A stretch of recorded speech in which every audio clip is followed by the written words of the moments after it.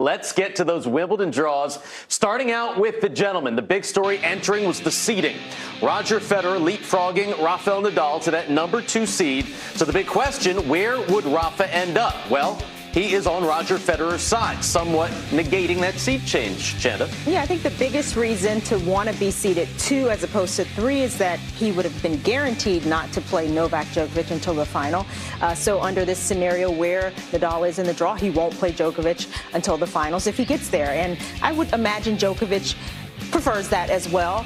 Although Roger Federer, he's got a nice section as well. Djokovic came through with a tough potential first round in Kohlschreiber. So you look at some of these matchups, there's still a little bit of work for all these guys to do to get there, but just a few spots that could be tricky. Look, the one caveat for Nadal and Federer switching seeds is Nadal could say, well, now I have to play Nick Kyrgios possibly in the second round, and Nick Kyrgios is a guy that gives him all kinds of trouble.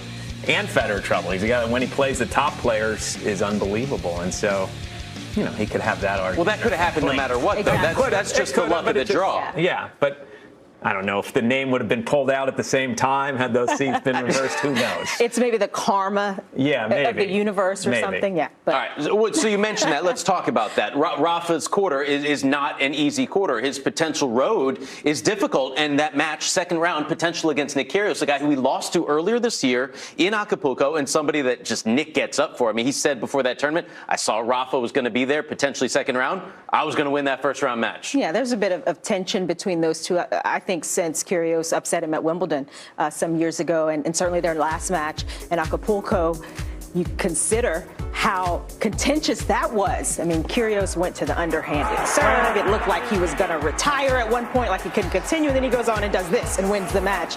Nadal was not happy about it. Didn't feel like that was respectful, and that always creates a whole different dynamic between two players. Did you see that handshake? There wasn't much of a handshake that these two gave each other. They're the antithesis of each other. That's the problem, is Nadal plays every point in every tournament, no matter where he is from the birth till now. It's the most important point he's ever played. Nick Kyrgios, even when he's trying to win against Nadal, will still hit some underhand serves and do some strange things. It doesn't look like he's really engaged all the time. And Nadal finds that disrespectful.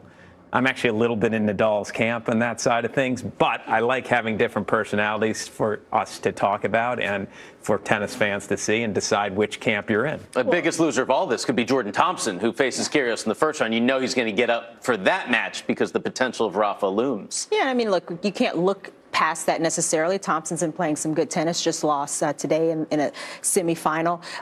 But, he could be a little bit of a challenge on the grass. And then for Nadal, potentially a Shapovalov if he would get through Kyrgios, and then Cilic, which would be his fourth round, his round of 16. And he just lost to Cilic in an exhibition match, pretty one-sided. So I think there's a lot that Nadal would have to sort of get through for different reasons to move through the draw. Yeah, here, you take a look at it here. And by the way, Dominic Thiem has a really tough first round matchup. We'll get to that later against American Sam Querrey, who's in fine form right now. But this is the quarter for Nadal, who would have to get past potentially Nick Kyrgios, then Shapovalov, or it could be Jo-Wilfried Tsonga there, then Cilic, and then either Thiem, Querrey, who knows. But a tough section for Rafa. So if he's maybe the loser of the draw, of the big name players, who's the winner? Is it Novak Djokovic? Yeah, hard to answer that. I mean, we'll see. Federer's draw, I think he looks as though he's got a pretty nice path through to the quarters or semi. So both those guys have. It's Nadal who has the section that you don't want at this point. All right. I would agree.